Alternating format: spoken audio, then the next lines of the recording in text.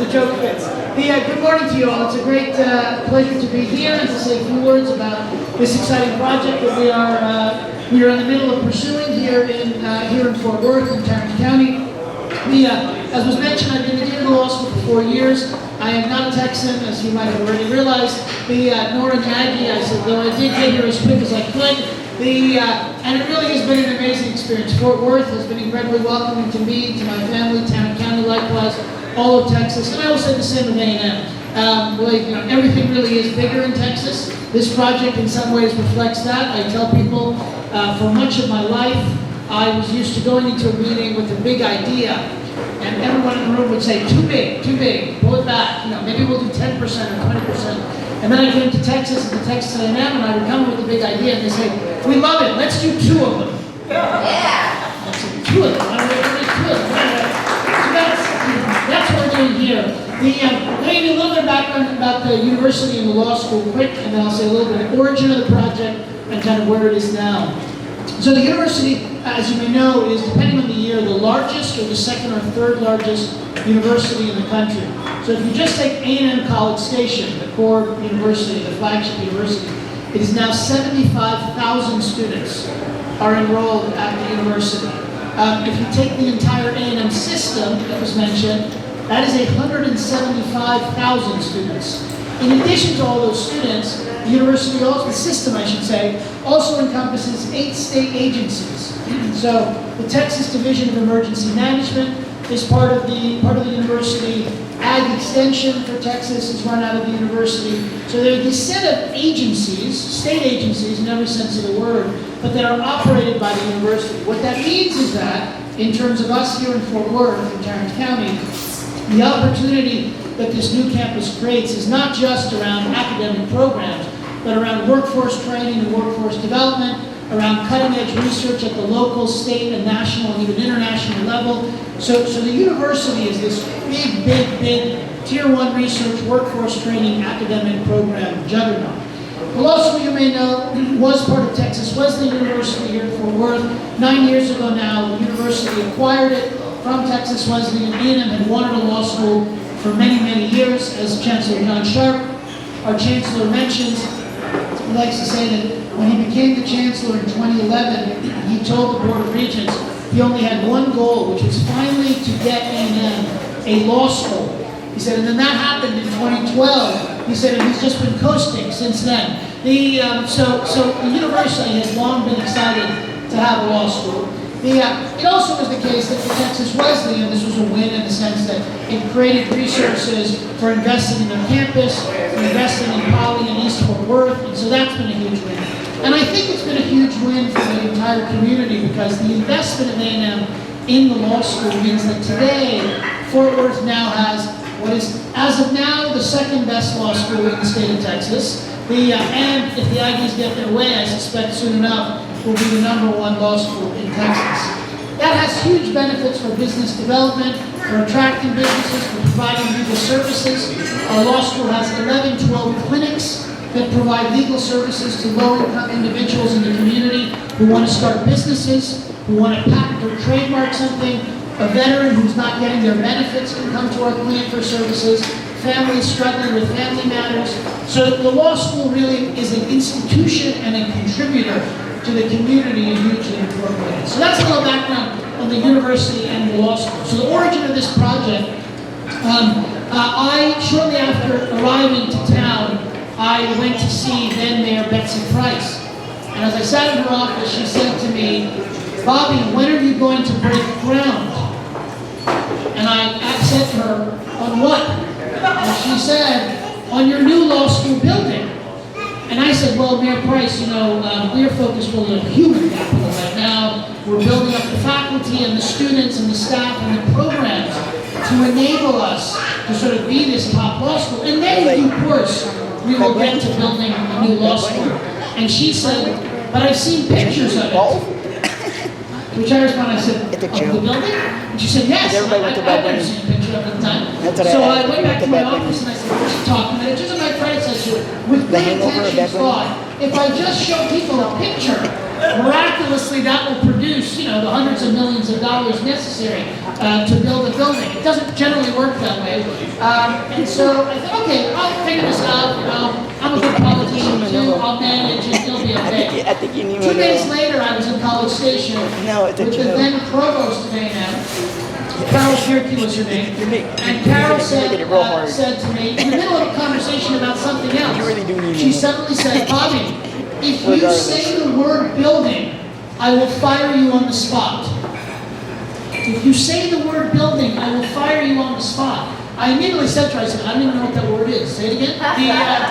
So anyway, on the 2.5-hour drive back from College Station, I was thinking to myself, how am I going to survive this? These two strong women, they have very, very different agendas for what I'm doing with my time. I don't think I can survive the ill will of either of them. So on that drive, I began to think to myself, is there something broader than a new law school building that does important work for Fort Worth, for Tarrant County, and for all of North Texas, and that is something more for A&M in terms of creating a platform for A&M to be able to engage Fort Worth and Tarrant County and all of North Texas.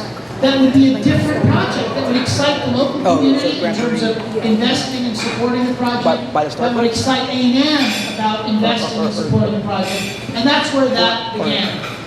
John Goff, I want to give credit, as well as Mayor Price, during COVID, Betsy established the Fort Worth Now, this commission to try and work on getting us out of COVID, and then on the back end of COVID, growing business, developing the community, expanding business opportunities in the community.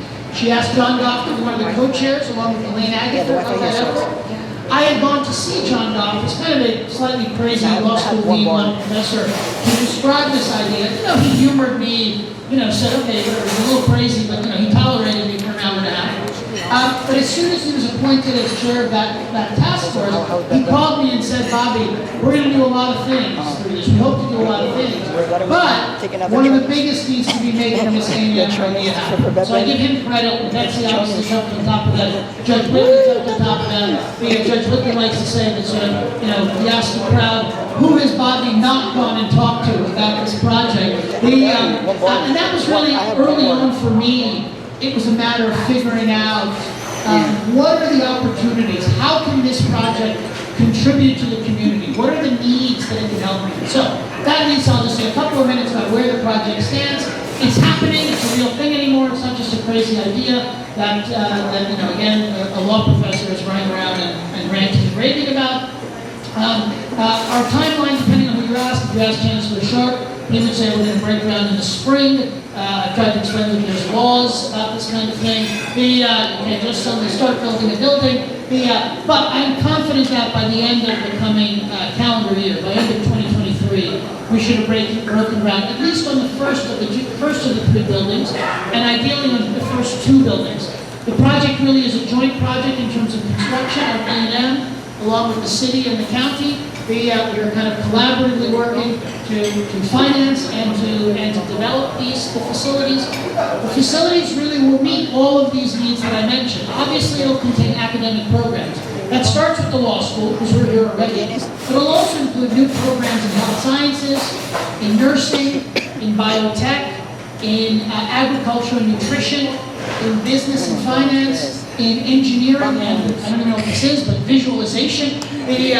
Basically this, if you think of like e-gaming and you think about all of these uses of visual reality, we are going to make Fort Worth a hub and a center for those efforts. So there is a huge amount of opportunity that we will bring in terms of academic training.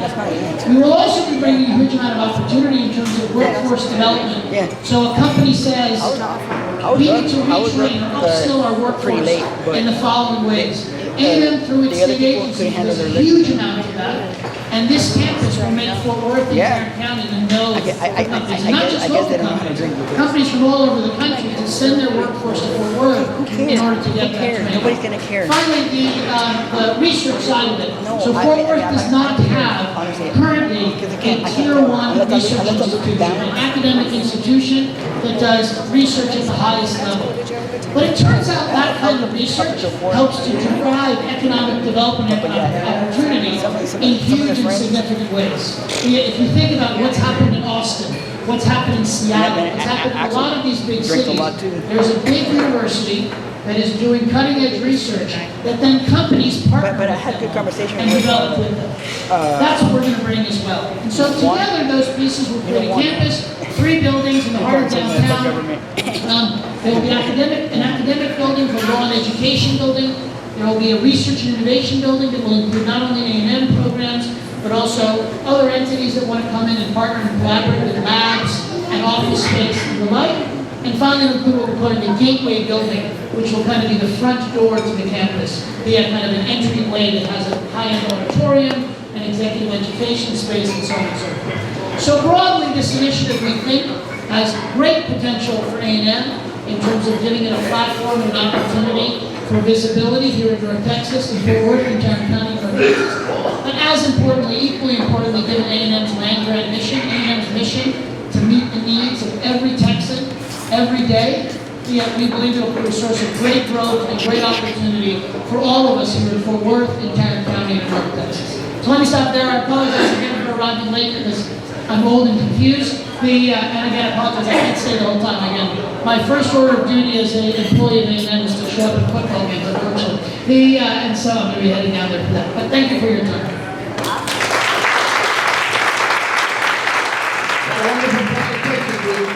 And this community definitely deserves not only a law school, but any other higher education we can get, particularly when it comes to technology. I know that everybody here is attuned to how important technology is, but thank you so very much for assuming this wonderful position, and I know it's going to do a lot of benefit for this community.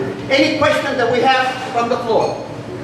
One. Just a quick question. I'm really excited about this project, and thank you for your synergy and bringing this together along with Mayor Price and everybody that worked around this. What's the timeline as far as when the project is when can we see something open up? I guess would be the question. All right, so again, I would be surprised, I think at this point, I think everyone is expecting that groundbreaking will happen maybe by summer, but likely by fall, so in the coming calendar year. And then given the alignment of enthusiasm, I'll say, as much as anything, I think the construction schedule is pretty aggressive. So I think the schedule they've set out is that the first 2 buildings hopefully are open in 2025. I think they've even said late 2024, but I'm going to say 2025 to be safe.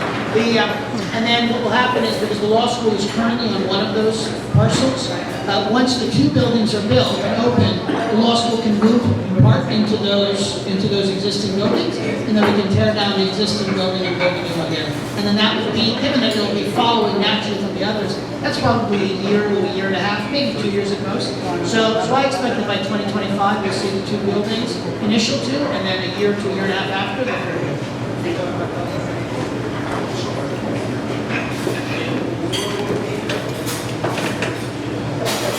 Bienvenido, and my name is Randy De Los Santos. I'm with the LULAC Education Center. We recently awarded some scholarships for engineering students, and so I was wondering if you're going to really establish or grow any relationships with Parent College, like we have with Dallas College, so students can start and then finish at the university. Could you give us the status of that? Good. All right. This is always makes the dean happy. Done. Already done. So we actually announced, I think, in what are we now? Probably in March or so, partnership with DCC for what we call the Engineering Academies. So we now have an Engineering Academy at Tarrant County College, and the first student is enrolled this fall. That will allow students to, and again, if you know the basic setup, that is that you start your studies here at Tarrant County College, do your basic kind of engineering courses locally. And then you transfer into, or transfer early, you move to College Station and continue your coursework there seamlessly. So it really is, you are through and through an A&M student, an Aggie, but you start your coursework here and then move to College Station. We've done that already, and I think the hope is to find more opportunities like that. So where there are opportunities that we can create that, not just the pipeline, but the opportunity for students who might not be prepared to sort of walk out of high school and 3 months later, 2 months later, show up in College Station. But after a year and a half, years of groundwork, then be able to make the move to College Station and turn their career there. So it's already underway. Any other questions? First on my left and then to my right. Senor? that, you know, education is knowledge. You know, if you remember the story of Booker T. Washington, he helped the blacks that were enslaved under basements and places and taught them education and they could be smart to defend themselves. And right now, we need a lot of education for our new Hispanos that are coming up in this world so they can do something big in this community. I'm not only talking Hispanos, everybody, but you know, for our raza that's having a hard time, a lot of them drop out in 9th grade, 10th grade. They don't got the education, or they don't got the know-how, or they're coming from poor, broken families. But you know, you're doing a great job. Thank you, sir. Yeah, and that really is, you know, I tell people that we have seen in so many communities the ways in which education can be this ladder of social mobility, right? That you have folks who are first-generation students, and then they not just bring up their own lot, but their entire family. And so we hope we're contributing to that. We have 1 more minute. You got a question? Mine's really quick and simple. You spoke to the process, however, you did not speak to the amount of funds that are going to be allotted for the scholarships. So what is the funding that will be allotted for the scholarships? For scholarships in particular, I don't have a number. I mean, you mean for the engineering academy, or you mean for the campus in general? No, for the scholarships for the students. All right, so a couple things. So the campus as a whole, and this is a construction project on some level. So in terms of the campus, it is, you know, I think to date we have 170 million has been allocated so far in the A&M system as the starting for the initial 2 buildings. There's additional funding that's coming in through philanthropic support, corporate support, public support.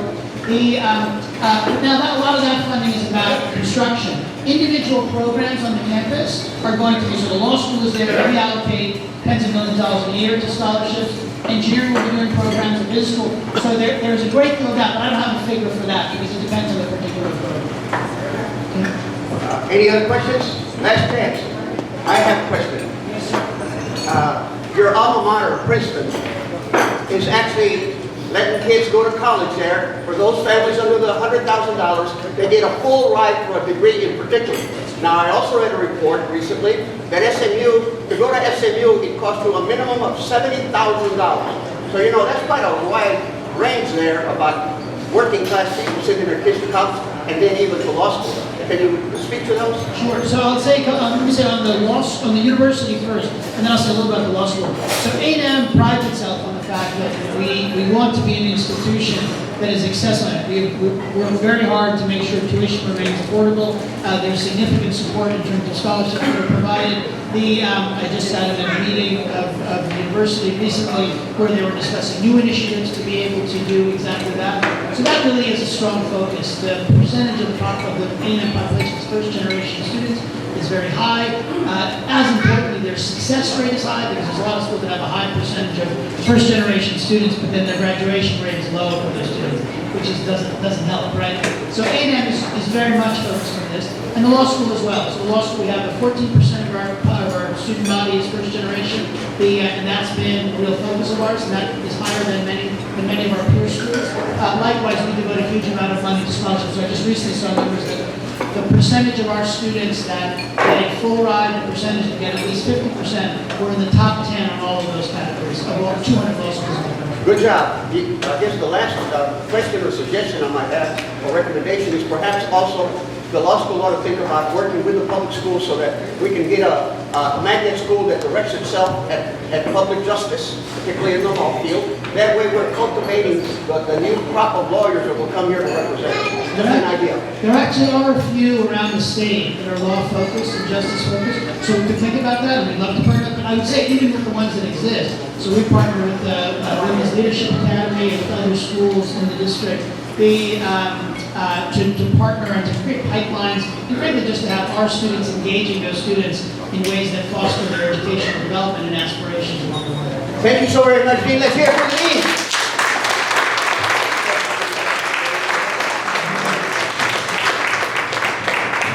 Safe travel. You need a program that will make sure it gets you on the right terms so you can get there. I live in flying, so I'm not going to. Okay, now we have the pleasure of bringing to the podium. We tried to bring him earlier, you will recall, but Judge B. Glenn Whitley He has served Tarrant County Judge since 2007, having previously served as Tarrant County Commissioner since 1997. In his role, Judge Whitley presides over the Tarrant County Commissioners Court and provides leadership on issues related to policy and county services for the 14th largest county in the United States. He is a leader on a wide range of issues, including transportation, efficient government, sustainable communities, higher education, youth and children issues, and support for veterans and military families. And he definitely wants to make sure that those pennies are well spent, since he's an accountant or CPA, what I understand. Welcome. I just want to say, if you spend too much time around Bobby, you're going to be worn out and you're going to need a nap, especially for us dinosaurs. Bobby's done a great job. We're talking about $300 million as a starting point for basically the southeast side of downtown Fort Worth. This is going to be their urban campus, and we're very excited, I think, throughout Fort Worth, throughout Tarrant County, that this is going to happen. I have been in office now by the end of this year, it'll be 26 years. So I felt like, okay, it's time for somebody else to get a chance to come in and take it over. But I can't tell you how much I have appreciated and loved county government in the time that I've had to serve. When people came to me and asked me to run for county commissioner in 1996, my first question was, okay, what is a county commissioner? And I literally had no clue as to what county government was about. And since that time, I have fallen in love with what county government does, because for the most part, we are the front door to all of the federal, 99% of the state and federal services that you receive, and you don't think about it. Now, recently, because of COVID, because of things with elections, all of a sudden, a lot of folks wake up and say, okay, the county runs the elections all over this country. Public health, COVID. We do that all over this country. So what we've begun to realize is the county government is there, but it's still the local form of government that's closest to you. And when you've got a problem, you can pick up the phone and call. I will say over the last couple of years, I've had a few calls at the office about COVID, about whatever the issue may be. And when I call them back, one of the first things they say is it really you? And I said, yeah, it's really me. And by the end of the conversation, we may still not agree on the particular topic that they call me about, but they usually always will end the conversation saying, but at least you call me back, and at least I had a chance to talk with you and go through this thing. From the very beginning, my emphasis, the things that I really have talked about and fought for is transportation has been a big thing for me, because I lived out in northeast Tarrant County and we were really having problems. The other thing is education. My wife was a first grade teacher. My brother and sister both taught in public schools. My mother-in-law, my aunts and uncles, all of them were in public education, or many of them were in public education. And especially recently when we've gone through COVID and we've seen kids get behind. I mean, basically we've lost 2 years. Then it really began to kind of question, okay, where and what are we doing with public education? For some reason, and I don't know what it was, when the state decided that, when the leaders of the state said in our Constitution that the state will provide, support, and maintain a free public education, they said it's going to start at age 6 with first grade, and it's going to end at around age 18 when you get through 12th grade. Over the years since then, what we've come to realize is that, how many times have we heard that by the time a child is age 3, a lot of their brain is mapped? So why are we waiting till 6 to start? I really believe that we've got to find a way to bring public education, or at least to bring quality child care to our kids, beginning at the time that the parents have to go back to work. That may be 6 months. In my mind, that's the only way we're going to ever have a level playing field. If we want all of our kids to have a chance to succeed, we've got to start there. Right now, a quality child care facility costs around $500 a week. That's $20,000 a year. And, you know, we just can't afford it. That's for one child. So we've got to get her to the point to where it's really free. Now, I'm not saying it has to be done through our public schools. It may be done by a church, it may be done by a business, by a nonprofit. It may be done by that neighbor down the street. But what we have to make sure of is that what is being provided is a quality child care. I've been talking about that since I took the county judge's seat, because I chair the workforce development solution here in Tarrant County, and I got to that first meeting and realized that over half that budget was child care, and I'm sitting here thinking, you know, didn't put two and two together, that why is half of our budget child care? Because when we're trying to train someone, most often they have children and we have to take care of paying for that child care while we're training that parent to do better. So immediately I said, well, what guarantee do we have that it's a quality child care? And we had none, and we couldn't do that. But what we've been able to do over the years is incentivize parents to put their kids in quality child care. And I believe a lot of the reason right now, in 2 years, the state is going to require for us to spend $1, that it has to be with a child care facility that is rated at least 2 stars with the Texas Rising Star. So that way we're going to get quality child care. And again, doesn't have to be by the ISDs, but it certainly can be, and it can be by any other organization. Arlington, this year, this new school year, for the first time offered pre-kindergarten for everybody, no charge. I tell everybody, my wife and I were married 46 years ago. She was a first grade teacher. They were starting this unique thing called kindergarten. And they were starting it because the kids weren't ready for first grade. Now, 40 years later, they're starting pre-kindergarten because they're not ready for kindergarten. So that's another reason why I'm just intent that we can't wait another 120 years to get to the point to where we realize that we've got to start public school, public education, as soon as that child goes back to a daycare or a quality instruction. The parent can teach them at home if they're fortunate enough to be able to stay at home with the kid. Most families, that's just not the case in today's environment. So education, very, very important. I've been on the property tax bandwagon for ever since I've been on the court. And by that I mean the state wants to blame us, local officials when I say us, whether it be cities, whether it be schools, whether it be the county, for your skyrocketing property taxes. And let me just say, when it comes to schools and when it comes to the county, the state gives us, for all intents and purposes, one source of money to provide the revenue for the services that we have to perform, and that's property tax. So when today we'll have probably somewhere in the neighborhood of 800 prisoners sitting in our jail that are the state's responsibility. They have been tried, they have been found guilty, and they're sitting in that, or they're not mentally capable. The judge has ruled that they're not mentally capable of being able to stand trial, and instead of having a state mental health bed for them, which they close most of those facilities, they're having to sit in our jail, and that is absolutely the worst place in the world. So when we have to take care of those folks, we only have one revenue source to do that with, and that's property taxes. So I call that a state mandated property tax.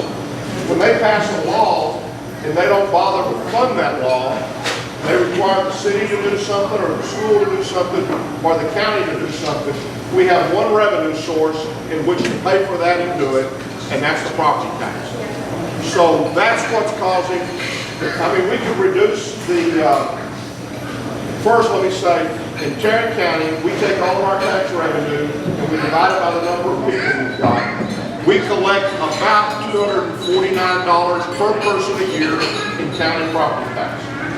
There's 254 counties in this state. We are 248. There's only 6 counties that collect less dollars per capita than Tarrant County does. We can lower that 249 by at least another $40 if the state paid for the things that they pass laws or and pick up those prisoners. But that's not the big thing. You've seen your property tax bill before. You know what the big thing on that property tax bill is, and that's the schools. And again, as I said earlier, the state constitution says that the state will provide support and maintenance for a free public education. So if they just paid the M&O on your tax bill, your property taxes would be cut in half. That means you would save thousands of dollars a year that you would get to keep in your bank account instead of the state having tens of billions of dollars in their bank account. So when you start hearing this rhetoric about the fact that it's local, it's the city or it's the county or it's the schools with skyrocketing property taxes, it's there because of them. Yes, sir. We're going to get into some question and answers. You go ahead right now. I'd rather answer your questions than we just drone on. To your point, I'm an attorney. I'm sorry. Yeah, just because I call me judge, don't ever think I would be an attorney. We have the largest public school down in the country, state of Texas, right? So why are those state funds going to the local community? Well, I'm not down there for that. I know you're right about the numbers. Lon can probably tell us more, but I think a lot of that endowment goes to the University of Texas and the University of Texas A&M. Well, there's 2 different endowments, the university endowment, but there's also the public school endowment that is administered by the land commission. And it's a good question, but I don't have the answer. Well, and again, here's what I say. You're being taxed twice. There's some 30 different taxes that we collect in this state. The state collects. They've got over $41 billion that's forecast to be set in their bank account.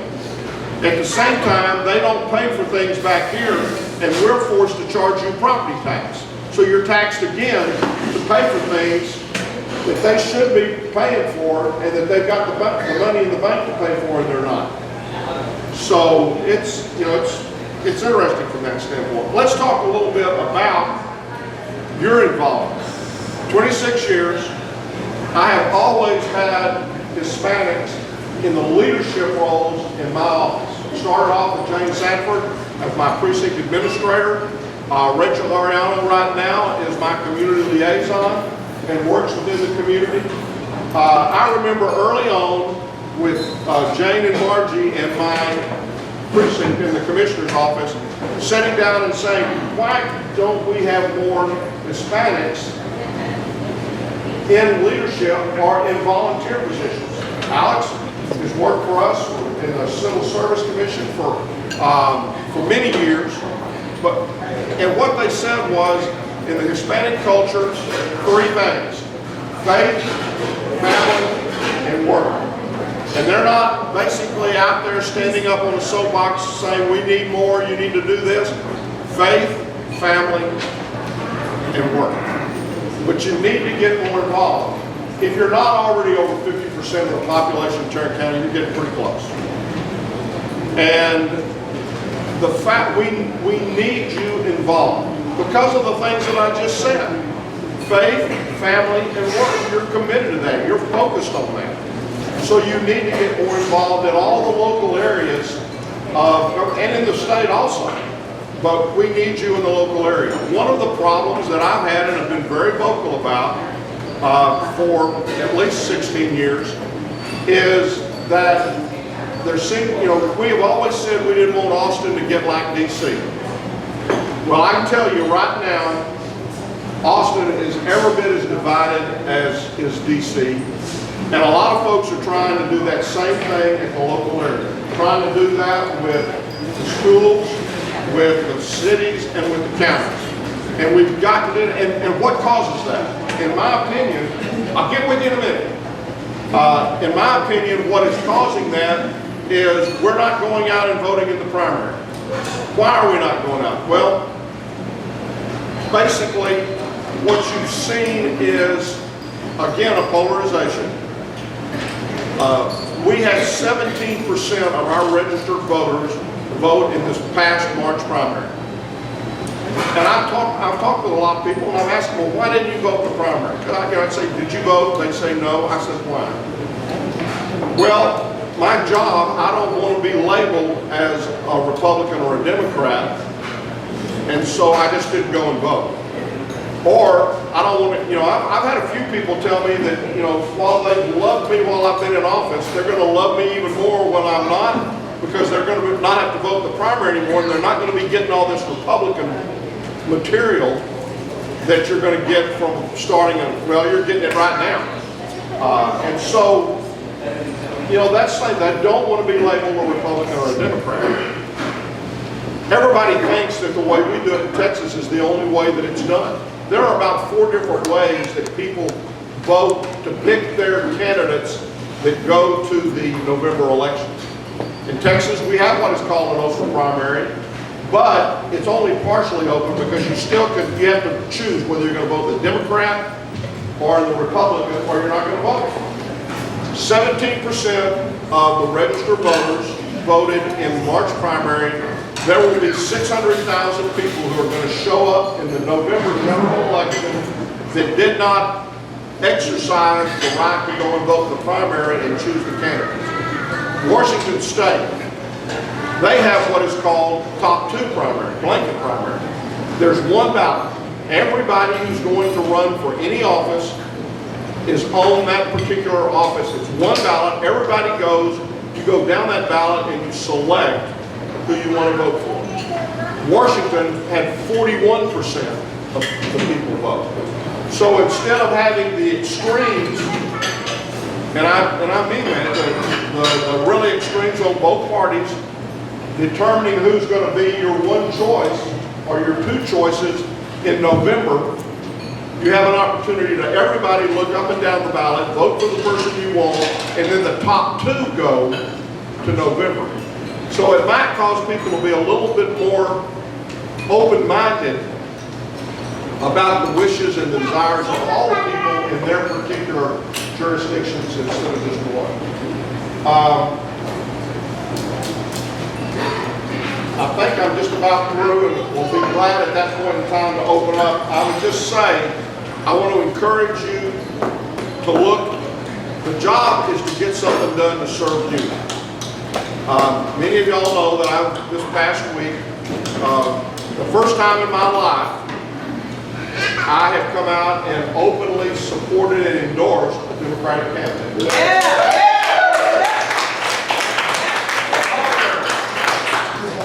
And it was, I met with Mike 4 years ago, and I talked with him, and I liked him. He was focused on the issues that were affecting the people. He was focused on education and supporting not only the teachers, but everybody that works in public education. The cafeteria workers, the maintenance folks, the bus drivers. He was supporting every one of those folks. He believes in cutting property taxes, but not blaming it on local elected officials, but realizing that we're supposed to be the partners. How many times over the last 26 years, when the legislature was looking at a particular bill or a particular law that they wanted to put into effect, did we have an opportunity to talk with some of those folks and say, it's a great concept, but if you could tweak it a little bit, we think we could implement it a whole lot more efficiently and still accomplish the same person, the same issue that you want to accomplish. Give you an example. At one point in time, we had a bill that said basically, we're against prostitution. And the prostitutes are the ones that seem to end up in jail on the deal. But what about going after the Johns too? And so there was this bill that was going to be passed that says no tolerance whatsoever. If you get convicted, you're going to spend 6 months in jail. Now that sounds like a great idea. It really does. But we're gonna fill up the jails in a matter of days, and then when somebody who is convicted of murder or assault, we're not gonna have inflation. And so we're either gonna be building a whole lot more jails, or we're going to end up not having room for the people who really need to be in there. So it was a great idea, it sounded good, but when we sat down there and explained to them what the consequences of that might be, that bill got stuck in a drawer. There was a Republican and a Democrat co-sponsoring the bill. It never saw the light of day because they realized what the cost was going to be. And that's what happens when you collaborate and partner with local governments as opposed to demonizing them and basically blaming them for everything. And that's what Mike Collier has said. He's going to cooperate, he's going to collaborate, he's going to treat us as partners, not as the enemies, and he's not going to demonize us and blame us for the skyrocketing property taxes when in effect it's the state that does it. So I think I've covered everything, and I'm going to, I saw Lon back there. Let me get Lon first or he'll get out. Okay, I'm on for my circle legislation here, I'm a little bit late, but I can't answer the question he asked, but I will tell you this, for over 50 years now, I've been involved with prison issues, and when the judge and I talked about the whole trial situation here in Tarrant County, we both agreed a big chunk of the land goes to the state of Texas, and the state of Texas has never done a prison system right. They were sued in the 70s, they need to be sued again. They don't do prisoners right, they don't do county right. There's a huge problem, and it's one of the issues that while we may disagree on how it's handled in the commission report this week, there's a huge problem. We need to hold the state accountable. And we're talking about the adult jail right now, and for the last month, PJJD, the juvenile portion at the state level, has been shut down. Now it's because they can't get enough people, so they've got the salary money that they were supposed to be paying, and instead of paying it, they kept it in their bank account, but they won't let us send. We've got 20 juveniles sitting in our detention center for capital murder, for murder, that are supposed to belong to the state, and the state just said, "Yeah, we can't take them. We're closing down." What if we did that? What if we basically said, we're not going to take, we're going to police forces, we're not going to take the murderers, we're not going to take the rapists, we're not going to take the people who are committing the serious crimes because, you know, we're full. Our jailers have been working 52 hours a week, 6 days a week for the last 2.5 years because we're having problems getting jailers. And we can't just close it down and say, yeah, we're not going to take them anymore.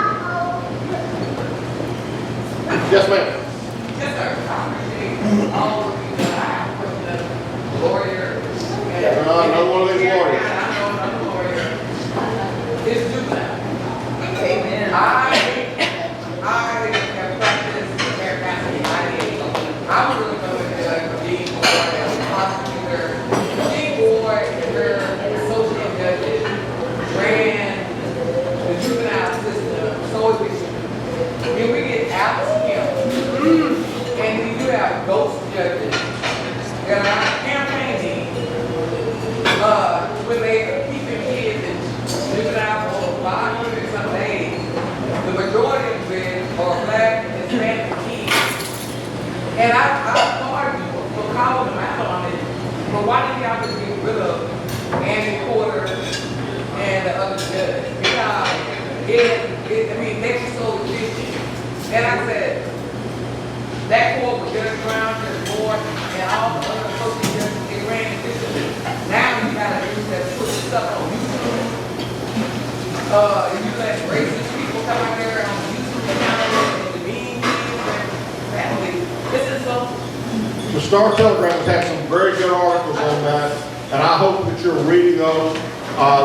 You know, in Tarrant County, we have 69 different elected officials. They're elected by you. I don't hire them. I can't fire them. You can through the election process. When it comes to those associate judges, an associate judge is hired by the judge of the court, the elected judge of the court.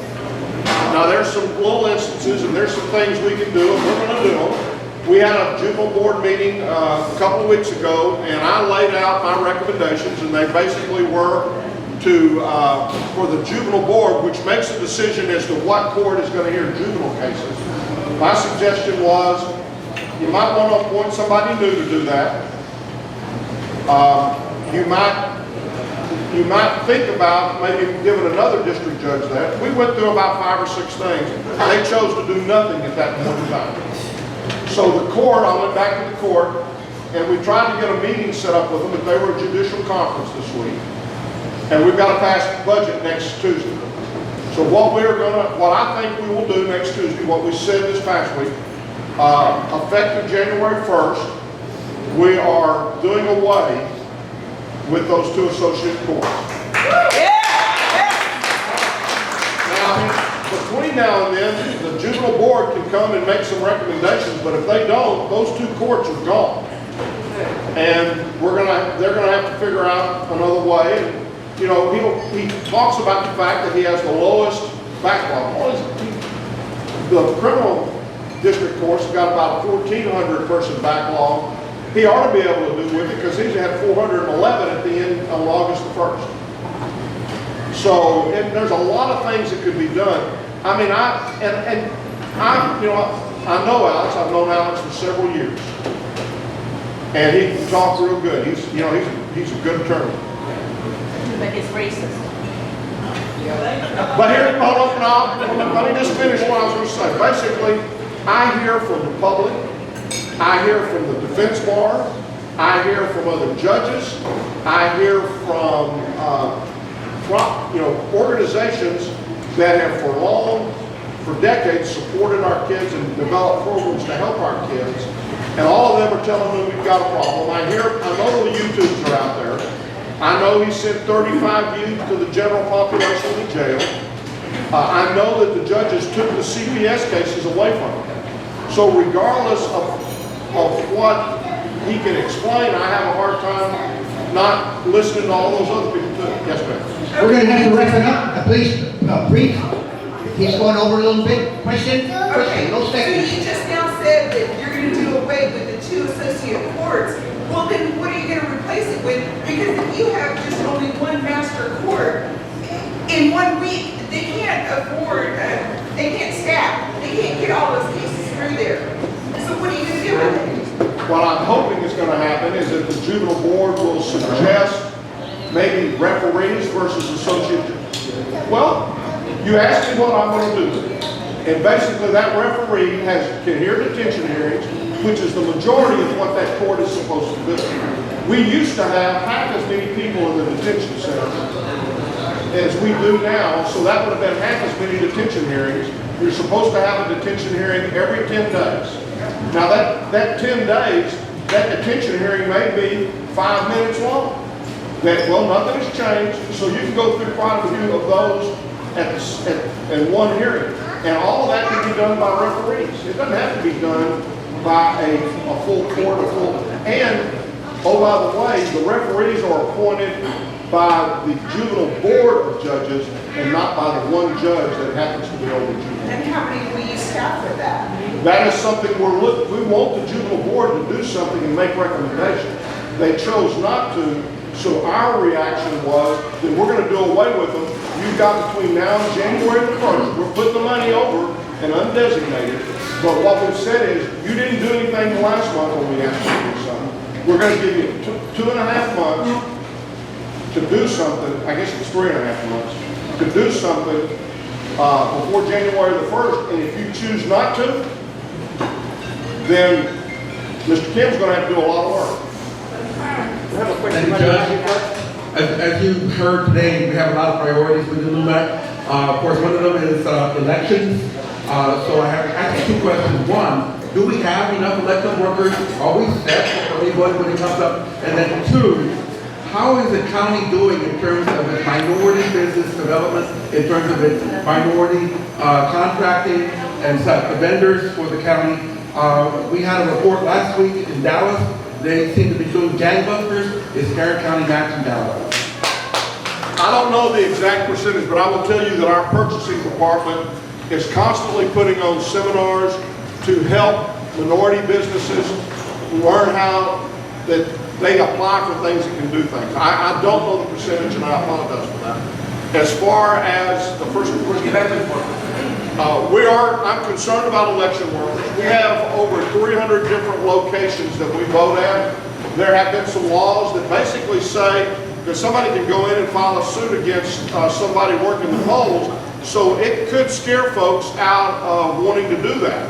They get paid, I think, $12, $14 an hour, you know, and it's gotten a little bit contentious. Now, I will tell you, Tarrant County has passed every test that has been done. We were perfect in the Secretary of State's recounting of the ballots, which y'all have all know, unless you've had your head buried in sand, all the contention that is centered around the election. I feel very good about our elections department and the way we conduct elections. But remember, we help the parties administer the elections. When it comes to counting things and doing things like that, basically, the parties run it. We're there to help them to make sure that the accounts are correct. And there's always two people, anytime you're around those ballots, there's always two people from different parties that are overseeing whatever's happening with that ballot at that particular point in time. I just want to say you need to get out and vote. You need to get out and vote, and we need to change the primary system in this state so that when you go to vote, everybody that's running for whatever the office is on there, and then the top two need to go to the general election. I just want to get up and commend Lynn Whitney. Thomas Jefferson is attributed with this quote: "It takes one person of courage to be a majority." And this man is as courageous as any person I've ever known. And I've known county judges since Roy English, Mike Moncrief, Tom Manning. Tom was a hell of a guy too. But Judge, you're a fair man, and we ought to listen to him about getting the vote out, because there's a clear choice. Who's best for the next Tarrant County judge? There's a damn clear choice. Yeah. If we don't help that person get elected, shame on us. So thank you, Judge. Thank you. I think we have one last comment or question only. My position is LULAC 4748. The only problem we have in Tarrant County has always been the sheriff department. Because they will call ICE in a minute when they pick up somebody, when we go forward for this department, they don't get involved and do ICE work. And we, at LULAC, we have never said defund the police. And we don't want them to be pointed out at us that LULAC is saying defund the police. The only problem, like I say again, has always been the sheriff department. Thank you. You want to answer? Or you want to Well, here's, we had a great meeting all the way up to now. Here's what I would say, and I understand. I checked because I thought this question might come up. We have 7 people out of over 4,400 that are in our jail today on an immigration hold. And those folks are there because if somebody brings them to the back door, we don't accept anybody on a Class C misdemeanor unless they have a more serious charge. So if they're in there, I'm checking aggravated assault, sexual assault of a child, multiple DWIs. I'm kind of hammered on the sheriff. I don't want this to be a situation of where we try to scare a community not to be willing to call public safety when something's going on. And he assured me that he's not doing that. Now, again, everybody that comes, or 99% of the people who come to the back door of the jail are brought there by city police. And when they bring them there, if there is a crime that's a felony or a Class B misdemeanor or above, then we'll arrest them. We won't accept anybody who's there just as a Class C misdemeanor. Thank you, Judge. Let's hear it for the judge. Your county judge. Thank you so very much for being here.